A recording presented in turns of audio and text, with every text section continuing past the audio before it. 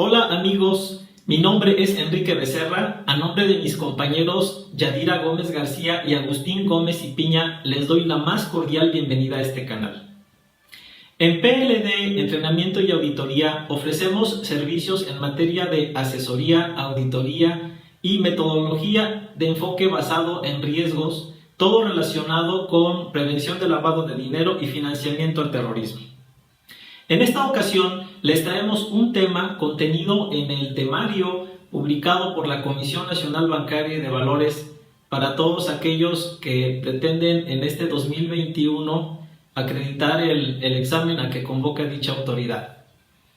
La particularidad de este video es que hacemos algunas distinciones entre los resultados que aparecen en la Evaluación Nacional de Riesgos 2016 y las que aparecen en el 2020. Nuestra recomendación es que si vas a presentar el examen en este año, estudies las dos. Si te resulta de utilidad alguna de las diapositivas de la presentación, te pedimos que por favor nos envíes un mensaje al WhatsApp que aparece al finalizar el video para que con todo gusto te enviemos la diapositiva o diapositivas que te interesen. Entonces, amigos, sin mayor preámbulo, comencemos con el análisis de la Evaluación Nacional de Riesgos 2020 y destaquemos algunas de las diferencias con relación a la publicada en el 2016. En este primer plano aparecen algunas de las características de la Evaluación Nacional de Riesgos. Este ejercicio de autoevaluación dará como resultado la asignación de recursos a la mitigación de los mayores riesgos identificados. A partir de su publicación, inicia la obligación de los sujetos obligados para considerar este documento en la identificación y determinación de los indicadores de riesgo dependiendo de su operación. La versión pública de la evaluación consta de 10 capítulos. El capítulo primero se refiere a las estrategias vigentes del gobierno mexicano en la materia. Lo mismo en el Plan Nacional de Desarrollo que en la Estrategia Nacional de Seguridad Pública. Asimismo, se refiere al compromiso de México para dar cumplimiento a la Recomendación 1 del GAFI. La metodología utilizada para la Evaluación Nacional de Riesgos 2019-2020 tiene rasgos cuantitativos y cualitativos. Con esta metodología se realizó la revisión de componentes tanto del ciclo que resultan de los bienes ilícitos como del ciclo que sigue el poder público desde la prevención hasta su persecución. Asimismo, se incorporaron los conceptos de riesgo, amenazas, vulnerabilidades y consecuencias, como se encuentran comprendidos en la guía del GAFI sobre la Evaluación Nacional de Riesgos, publicada en 2013, lo cual se describe en la siguiente lámina. Un aspecto importante en esta versión de la evaluación es la distinción que se hace de las 4 categorías de consecuencias identificadas, de las cuales se graduó con un nivel de impacto mayor a las categorías sociales y políticas, ya que se dice que ocasionan daños de difícil o imposible reparación, como es el caso de víctimas que pierden la vida o el incremento de las ganancias criminales, y a las consecuencias financieras y económicas con un nivel de impacto menor, por considerarse que existen políticas monetarias y fiscales que reducen los efectos negativos en la economía nacional. Dentro del mismo capítulo que se refiere a la metodología, se citan los ejes temáticos que fueron analizados por los grupos de trabajo que se formaron para identificar los factores de riesgo expuestos en la evaluación. Para establecer cuáles de los sujetos obligados son más susceptibles para la realización de operaciones de lavado de dinero, de financiamiento al terrorismo o de financiamiento a la proliferación de armas de destrucción masiva, fue necesario considerar los factores de riesgo que reflejan, intensifican o mitigan el riesgo, el rango de operaciones con factores o elementos de riesgo con los que operen los sujetos obligados, ya que entre más sean los elementos de riesgo con los que operen, mayor será su grado de susceptibilidad para ser utilizado para la realización de operaciones ilícitas. Otro dato que destaca es el número de sujetos obligados en activo al momento en que se realiza la evaluación. El sector financiero cuenta con 3.368 entidades, en tanto que las actividades vulnerables cuentan con 70.083.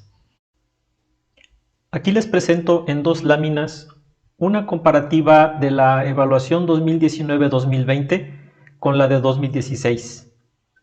La flecha que indica hacia arriba significa que se elevó el nivel de riesgo.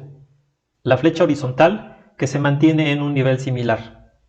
Y la flecha hacia abajo que disminuyó, resultando los siguientes datos. Para el sector financiero, la banca múltiple G7, conformada por los 7 bancos más importantes del país, así como la banca múltiple cambiarios, tienen un nivel de riesgo alto.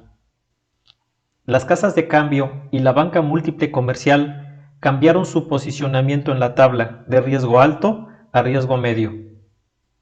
Resalta también que las OFOMES reguladas pasaron de un nivel de riesgo bajo-medio a un nivel de riesgo medio. Por lo que corresponde a las actividades vulnerables, se aprecia un mayor número de cambios respecto del sector financiero. Con un nivel de riesgo alto, se mantiene el sector de vehículos aéreos, marítimos y terrestres, que como sabemos, es la segunda fuente de ingresos del país. No resulta extraño que se estimen con riesgo alto las obras de arte, los metales, piedras preciosas, joyas y relojes, ya que por sus características de alto valor económico y transportación, estos objetos hacen sencilla su transformación en efectivo u otros bienes en cualquier parte del mundo. Los servicios de blindaje tienen hoy un riesgo alto. Pareciese que no han sido suficientes las medidas adoptadas para garantizar que este tipo de servicios no se presten al crimen organizado o que se opere de manera informal con el vehículo.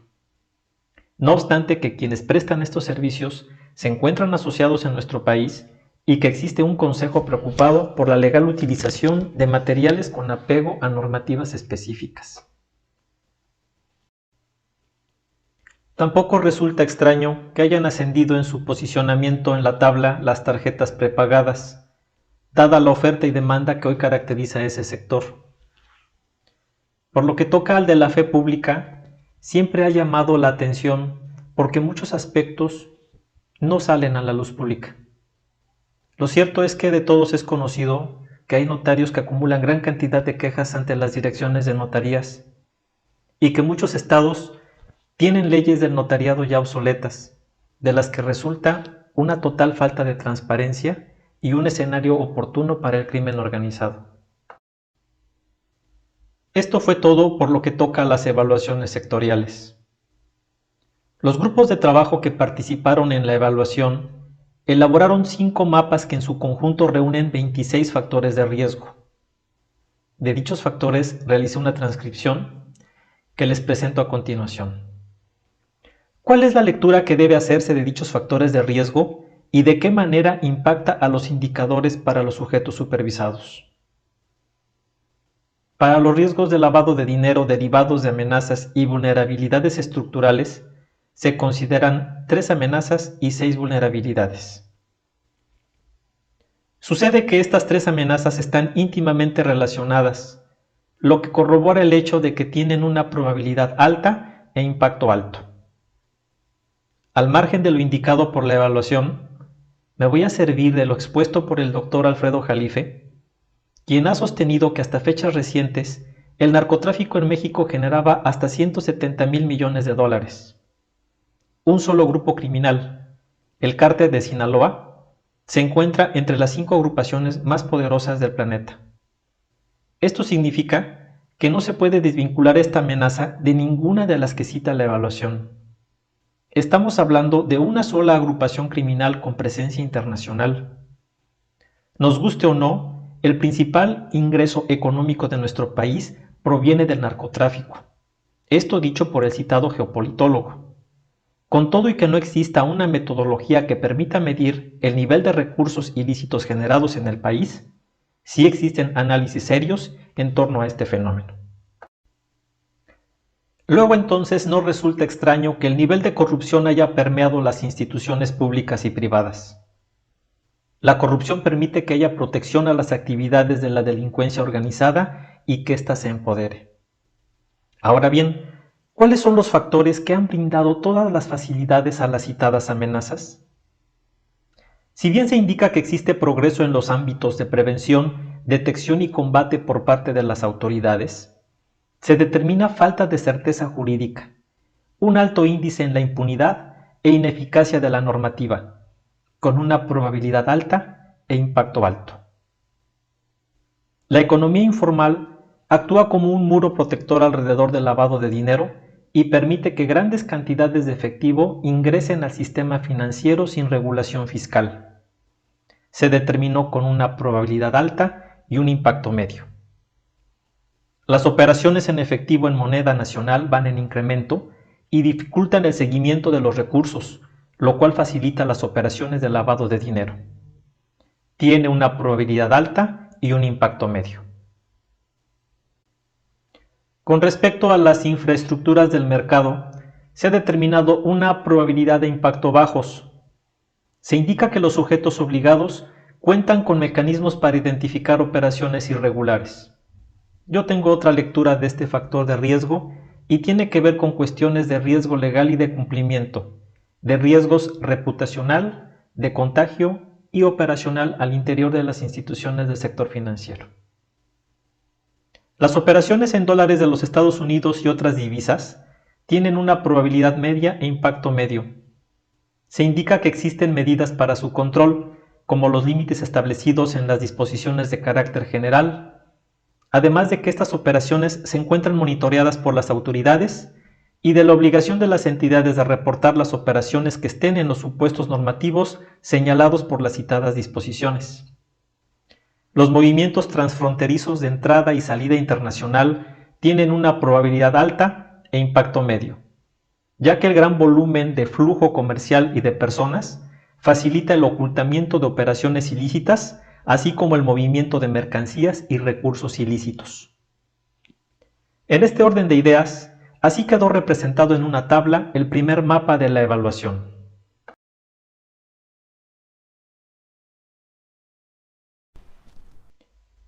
El capítulo quinto se refiere a los riesgos del financiamiento al terrorismo y se le relacionan 6 factores de riesgo, 3 amenazas y 3 vulnerabilidades. La existencia de grupos terroristas nacionales o internacionales tiene una probabilidad baja e impacto alto. Esto debido a que el país cuenta con normas, procedimientos y análisis necesarios con relación a la posibilidad de existencia de grupos terroristas nacionales o internacionales, además de que el delito de financiamiento al terrorismo se encuentra tipificado. Asimismo, no existe terrorismo doméstico ni grupos terroristas internacionales que actúen desde el territorio nacional. Sin embargo, requiere de un monitoreo permanente y representa una gran amenaza.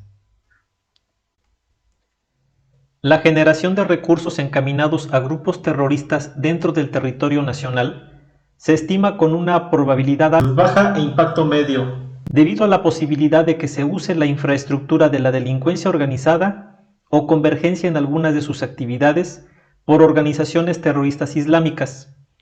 Sin embargo, se confía que el sector financiero sea capaz de identificar y reportar las transacciones que resulten realizando la consulta de la lista de jurisdicciones de riesgo, así como la consulta de la lista de la Oficina de Control de Activos Extranjeros y la lista consolidada de sanciones del Consejo de Seguridad de las Naciones Unidas. He aquí la importancia de que cuente con una metodología perfectamente alineada con el manual de cumplimiento y con los sistemas. La existencia de combatientes terroristas de nacionalidad mexicana tiene una probabilidad baja e impacto medio, en virtud de que México no ha mostrado indicios de generar combatientes terroristas al interior del país o de nacionalidad mexicana, pero no está exento de ser una ruta para que dichos combatientes lleguen a su destino o regresen a sus lugares de origen. La Unidad de Inteligencia Financiera emitió una guía por la que se dan a conocer las operaciones más comunes que realizan los combatientes terroristas extranjeros, aplicable tanto a los sujetos obligados del sector financiero como de las actividades vulnerables. ¿Cuáles son los factores que pudieran facilitar el financiamiento al terrorismo? En primer lugar, la posición geográfica y porosidad de las fronteras de nuestro país pudiera ser utilizado como puerta de entrada hacia los Estados Unidos por parte de algunos grupos terroristas y que el riesgo aumenta con la inmigración ilegal y el tráfico de drogas. Con relación a la porosidad de las fronteras, cabe señalar que los altos volúmenes de movimientos de mercancías y personas también facilitan el ocultamiento de recursos humanos o materiales que pudieran ser utilizados para fines terroristas. Esta vulnerabilidad tiene una probabilidad alta y un impacto medio. Se dice también que es un factor de vulnerabilidad la falta de conocimiento y capacitación de los sujetos obligados sobre temas de financiamiento al terrorismo, y que no obstante los esfuerzos de las autoridades en este rubro para asegurar que los sujetos obligados mantengan un alto nivel de conocimiento sobre estos temas, también es cierto que los sujetos obligados necesitan esforzarse más focalizando la capacitación hacia el financiamiento al terrorismo. Esta vulnerabilidad tiene una probabilidad alta y un impacto medio. Por último, las posibilidades de las organizaciones sin fines de lucro de cometer actos de financiamiento al terrorismo tienen una probabilidad baja y un impacto medio. Solo destaca un rubro del que todos debemos ser partícipes por cuanto a cuidados y prevención, que son las organizaciones sin fines de lucro con fines sociales fraternales, que destacaron en el rubro de operaciones relevantes. La siguiente tabla es una representación del segundo mapa de riesgo y del resumen de los riesgos de financiamiento al terrorismo.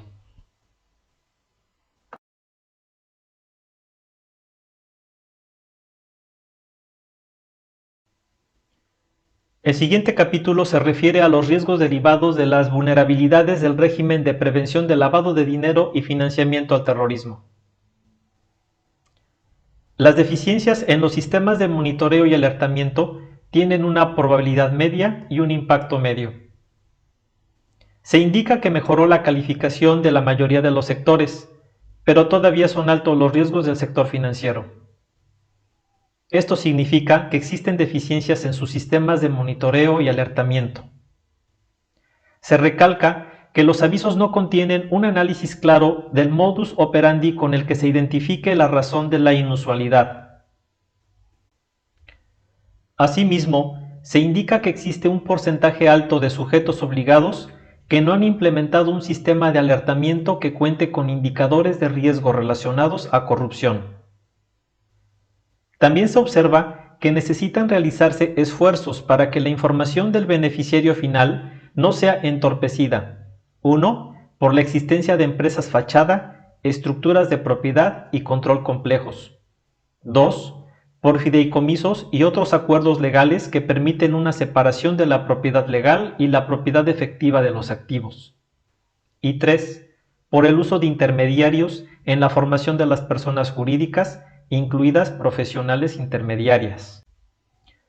El diseño del aviso o reporte conforme a estándares internacionales tiene una probabilidad media y un impacto medio.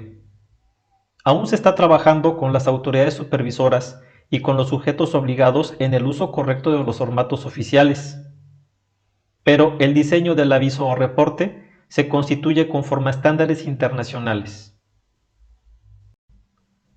La falta de obligatoriedad de la normativa para implementar un enfoque basado en el riesgo por parte de los sujetos obligados del sector financiero tiene una probabilidad baja y un impacto medio, porque aun cuando no existía obligatoriedad normativa antes del 2017, la mayoría de los sujetos obligados ya contaban con un enfoque basado en el riesgo implementado. A la fecha, esta obligatoriedad aún falta para los sectores de seguros, fianzas y afores. La falta de obligatoriedad de la normativa para implementar un enfoque basado en el riesgo por parte de los sujetos obligados, pero en este caso de actividades vulnerables, tiene una probabilidad media y un impacto medio, pues solo existe la posibilidad abierta de implementar un enfoque basado en el riesgo por parte de este tipo de sujetos obligados si es que quieren considerar a un cliente como bajo riesgo.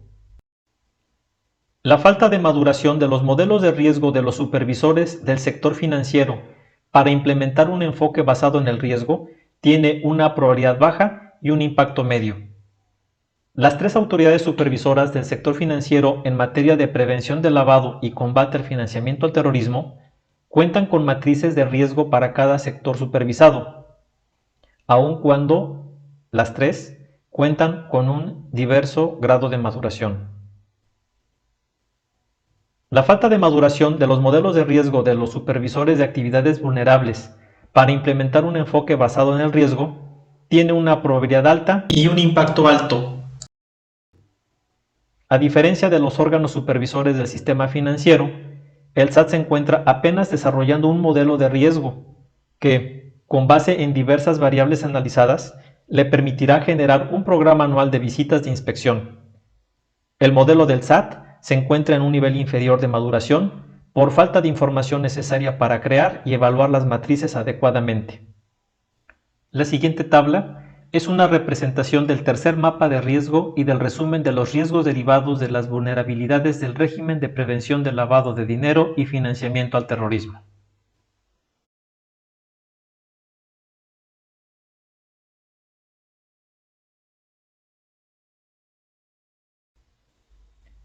El capítulo que sigue se refiere a los riesgos relacionados con el combate al financiamiento a la proliferación de armas de destrucción masiva. El desarrollo de armas de destrucción masiva dentro del territorio nacional tiene una probabilidad baja y un impacto alto. La probabilidad se debe a que México no es un país poseedor ni desarrollador de armas de destrucción masiva y cuenta con una larga tradición en materia de desarme. El financiamiento al desarrollo de armas de destrucción masiva desde el territorio nacional tiene una probabilidad baja e impacto medio. Las instituciones del sector financiero tienen la obligación de verificar que sus clientes no se encuentren en las listas emitidas por la Organización de las Naciones Unidas y en caso de que se encuentre algún vínculo con los mismos, debe realizar un bloqueo de las cuentas asociadas. Esto para garantizar que no se realice fondeo alguno proveniente de ciudadanos mexicanos o a través del territorio. La falta de desarrollo e implementación de un sistema de respuesta en caso de un ataque con armas de destrucción masiva tiene una probabilidad alta e impacto alto. Pese a las recientes estrategias y medidas que ha emprendido el Estado mexicano para repeler un posible ataque bioterrorista y para atender incidentes con materiales radioactivos, químicos y biológicos, ello no constituye en sí mismo un sistema de respuesta en caso de un ataque. Como en los capítulos anteriores, la siguiente tabla es una representación del cuarto mapa de riesgo y del resumen de los riesgos relacionados con el combate al financiamiento a la proliferación de armas de destrucción masiva. El siguiente capítulo trata sobre los riesgos emergentes. Fueron hallados dos riesgos. Las instituciones de tecnología financiera, proveedoras de servicios con activos virtuales, tienen una probabilidad alta y un impacto alto. Por ello, se les deben aplicar medidas de supervisión, inspección y vigilancia reforzadas, en tanto se tenga un panorama claro de la interacción de estas instituciones con el sistema financiero. Por último, el régimen antilavado y contra el financiamiento al terrorismo ante los riesgos emergentes derivados de COVID-19 tiene una probabilidad alta y un impacto alto. En ese contexto, la Unidad de Inteligencia Financiera, junto con la Comisión Nacional Bancaria y de Valores, emitieron diversos documentos y comunicados con el objeto de auxiliar a las entidades supervisadas en la identificación de desafíos y buenas prácticas ante los riesgos de lavado de dinero y financiamiento al terrorismo. La siguiente tabla es una representación del quinto mapa de riesgo y del resumen de los riesgos derivados de los riesgos emergentes. Poniendo todo esto en contexto, esta evaluación representa un gran reto para autoridades y sujetos obligados. El actual titular de la Unidad de Inteligencia Financiera ha dicho que México requiere esfuerzos intensificados en la prevención del lavado de dinero y el financiamiento al terrorismo. Es posible que haya ajustes en el enfoque basado en el riesgo de los supervisores. Luego entonces, los sujetos obligados deben estar preparados con su metodología de enfoque basado en el riesgo, debidamente alineada con su manual de cumplimiento y con los sistemas automatizados. Los sujetos obligados deben ver en esta evaluación de riesgos un área de oportunidad para fortalecer sus estructuras internas y contar con metodologías eficientes en todas y cada una de sus fases. Bueno amigos, hasta aquí dejamos el tema de la Evaluación Nacional de Riesgos 2020. Deseamos que el contenido de este video les sea de utilidad. No nos queda sino agradecerles su atención y pedirles e invitarles muy atentamente para que tomen el entrenamiento con nosotros. Aquí les dejamos nuestras redes sociales, nuestro WhatsApp. Les pedimos que nos dejen sus comentarios, se suscriban a este canal. Les tendremos siempre temas muy frescos, muy vigentes. Y bueno, pues hasta luego.